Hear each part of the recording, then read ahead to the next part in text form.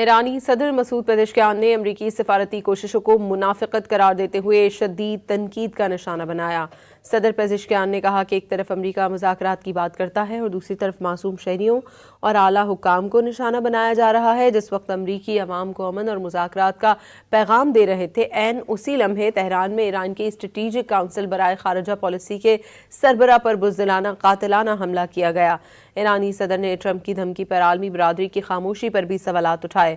Masoud Pezeshkian نے سوال کیا کہ کیا کسی ملک کو پتھر کے دور میں بھیجنے کی دھمکی سنگین جنگی جرم نہیں؟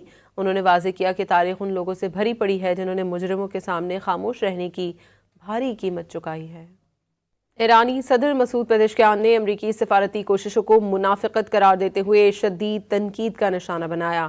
صدر پزشکیان نے کہا کہ ایک طرف امریکہ مذاکرات کی بات کرتا ہے اور دوسری طرف معصوم شہریوں اور اعلیٰ حکام کو نشانہ بنایا جا رہا ہے۔ جس وقت امریکی عوام کو امن اور مذاکرات کا پیغام دے رہے تھے، عین اسی لمحے تہران میں ایران کی اسٹریٹجک کونسل برائے خارجہ پالیسی کے سربراہ پر بزدلانہ قاتلانہ حملہ کیا گیا۔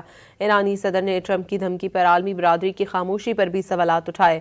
مسعود پزشکیان نے سوال کیا کہ کیا کسی ملک کو پتھر کے دور میں بھیجنے کی دھمکی سنگین جنگی جرم نہیں؟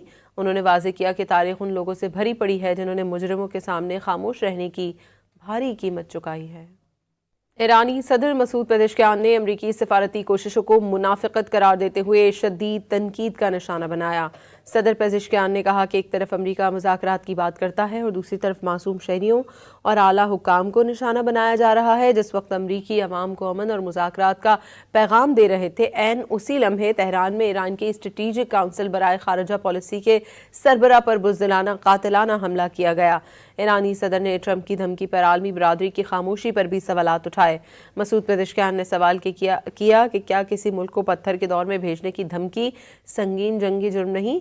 انہوں نے واضح کیا کہ تاریخ ان لوگوں سے بھری پڑی ہے جنہوں نے مجرموں کے سامنے خاموش رہنے کی بھاری قیمت چکائی ہے۔